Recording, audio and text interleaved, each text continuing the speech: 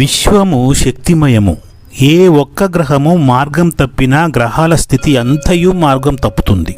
కాబట్టి గ్రహాలన్నీ వానిలోనున్న శక్తితో మార్గం మారకుండా వాని మార్గముల యందు ఐక్యతతో భ్రమణం చేస్తున్నాయి.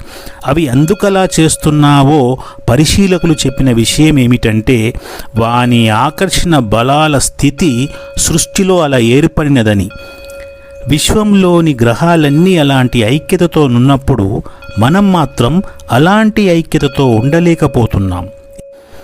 బ్రహ్మ పదార్థ శక్తి నుండి పంచభూతాల వలయము భూగ్రహంపై ఏర్పడము, అలా ఏర్పడిన దాని నుండి జీవపదార్థం ఏర్పడము, ఈ జీవపదార్థము చైతన్యవంతమై జీవి నుండి జీవులు ఏర్పడి, జీవులలో ఉన్నతమైన జీవులలో అనేక అవయవ వ్యవస్థలు ఏర్పడిన తరువాత ఈ ఉన్నతమైన జీవులలో వివిధ రకాల ఆలోచనాపరమైన అనేక మార్పులు వచ్చి శరీరంలోని జ్ఞానేంద్రియాలే కాక నాడీ వ్యవస్థలో మనస్సు అనే ప్రత్యేకమైన ఆలోచనాపరమైన కనిపించని జ్ఞానేంద్రియం వృద్ధి చెందింది.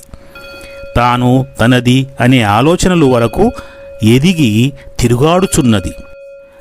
దీనితో ఏ ఒక్కరి ఆలోచనలు ఇంకొకరితో సరికాకపోవడము, వ్యతిరేక లక్షణాలు ఏర్పడి ఒకరి మధ్య ఒకరికి ఐక్యత చెడిపోయి విపరీత ధోరణులకు మార్గం ఏర్పడినది.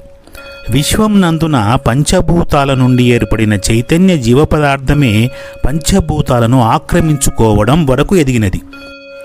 ఏదీ తనది కాని శక్తి రూపంలోనున్న బ్రహ్మ పదార్థము నుండి పంచభూతాల ద్వారా భూమిపై ఏర్పడిన జీవపదార్థము ఎదిగిన తరువాత ఆ పంచభూతాల స్థితిగతులనే మారుస్తుంది. జన్మించిన తీరు మర్చిపోతుంది. జన్మకారక ఆలోచనలను అర్థం చేసుకోలేకపోతుంది. ఎదిగిన జీవపదార్థంలోనున్న మనస్సు ఎదుగుతున్న కొద్దీ ఎందుకు మార్పు చెందుతుందని ఆలోచించినట్లయితే పంచేంద్రియాల ద్వారా ప్రవేశించిన విషయాలే కారణము. విన్నవి, చూసినవి, పీల్చినవి, తిన్నవి, స్పర్శ, పరిసరాలు, సమాజము, స్నేహితులు మొదలగు వాటి ద్వారా మెదడుకు చేరి ఈ వివిధ అంశాలన్నీ మనస్సు ఆలోచించి విషయాలను విశ్లేషించి ప్రతి విషయంలో స్థిరత్వం ఏర్పరచుకొని ఏ విధముగా తాను జీవించాలో నిర్ణయం తీసుకొని అలాంటి జీవనం గడుపుతుంది. మెదడుకు చేరే ఈ అంశాలన్నీ మంచివైనవి అయితే మంచి లక్షణాలు ఇముడుతాయి. ఒకవేళ చెడు అయితే వారిలో చెడు ఆలోచనలే తయారవుతాయి. ఇందుకు గాను ప్రతివారు తాము ఎలా జీవించాలో నిర్ణయించుకోవాలి. దానికి గాను ప్రతివారు సత్యము, ధర్మము, శీలమును మనసులో పెంచుకోవాలి.